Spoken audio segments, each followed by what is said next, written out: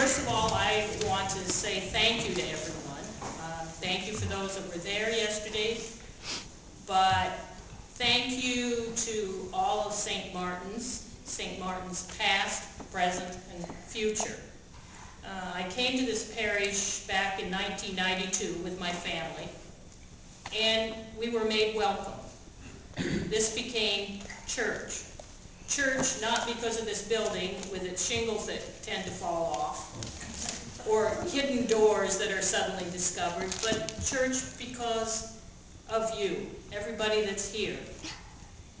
And today I especially want to thank those that were there yesterday with me. John Powell, creator of the Fig Tree, and Kathy for helping with the reception, and for everybody who participated in some fashion in my discernment process, on the vestry, and in my ordination.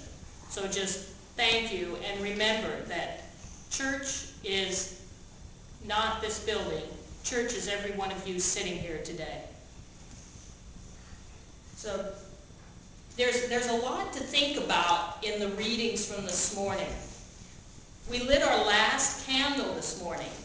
We're entering the final week before Christmas season begins. Remember, this is Advent, not Christmas yet. This is Advent. So have you done Advent this year, or are you still plowing your way from Thanksgiving to Christmas? This year has been a very different Advent for me personally, and one of the most difficult, but at the same time, one that's been an incredible growth experience and a change in my relationship to God, and I hope for those in my life. I've been trying to prepare for ordination with prayer and reading and meditation, but things just kept getting in my way.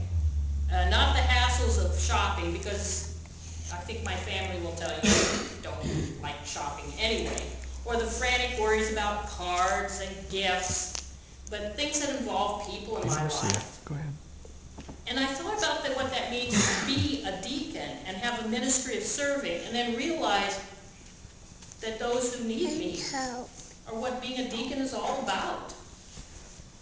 Responding to a death, to illness, and even to somebody in prison were, are, and will be part of my ministry.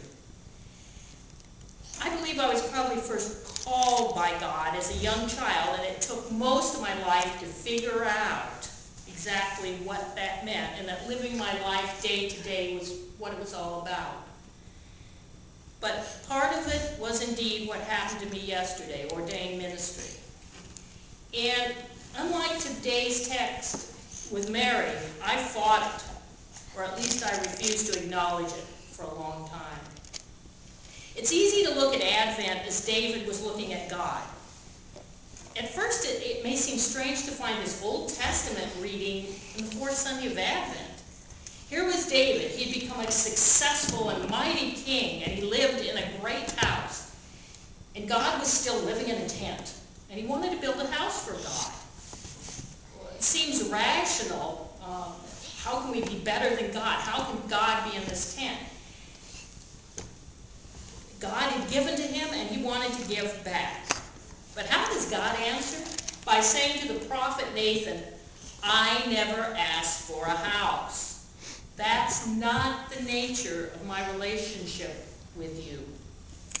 I am with you because I chose you, not because I expected you to build a great building for me. In other words, God is with us and is not to be contained. God has chosen us and is with us wherever we are. In 1 week, we're going to be reminded just how much God is with us as we remember the birth of a very human child who was the Word made flesh. This week also, we're asked to ponder 2 readings from Luke. The psalm today is the Magnificat, which is a canticle we use, and is from the book of Luke. It's a psalm and a song. The second reading today is that of the Annunciation. And in both, we listen to the voice of Mary. Mary was most likely a young peasant woman from a very ordinary background. She lived in a backwater town of no importance. Yet it was she that became the mother of God, or in Greek, the Theotokos. It was her choice. God asked, and she consented. Mary was not a passive voice, but an active participant in the salvation history. The Magnificat has been hailed as a very revolutionary statement. It was even banned in some Latin American churches. You couldn't read it. Why? Go home and read it again. We read the old, pretty much King James version today. Go home and read it in a more modern version. It could be viewed as a revolutionary manifesto. If you don't read past the lines Mary addresses and thanks to God for her own blessings, you miss the cutting edge of what's in those verses. This is the declaration of God of the poor. The God who scatters the proud, brings low the powerful, lifts up the lowly, feeds the hungry, and sends away the rich. Our expectations are reversed. First, in what is experienced by Mary. This was not what was expected of Israel. This was not what they thought their Messiah would be or be called to do for Israel. Secondly, God has declared himself as the God who will end broken relationships. Those broken relationships we have by God, by ending our pride and selfishness. Third, God is claimed of the God as the God of those who have no power. And fourth, Mary declares it is the God who will fill those who are hungry and take from those who are rich. These are not sweet words about a cute little baby. We're being reminded before the birth of Jesus that this is to be a very earthly ministry.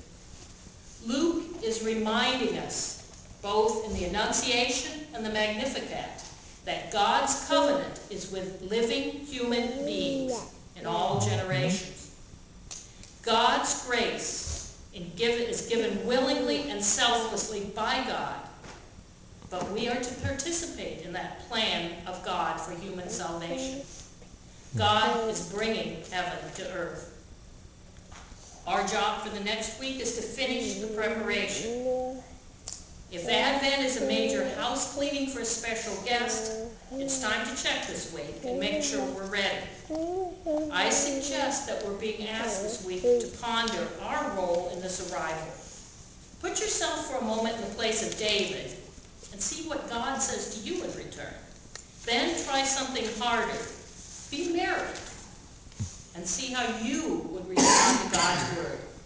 Can you read the Magnificat and then say just how you've responded to Mary's claims? So have you done Advent this year? If so, you can expect something extraordinary to occur in a week. Something extraordinary has already occurred for me.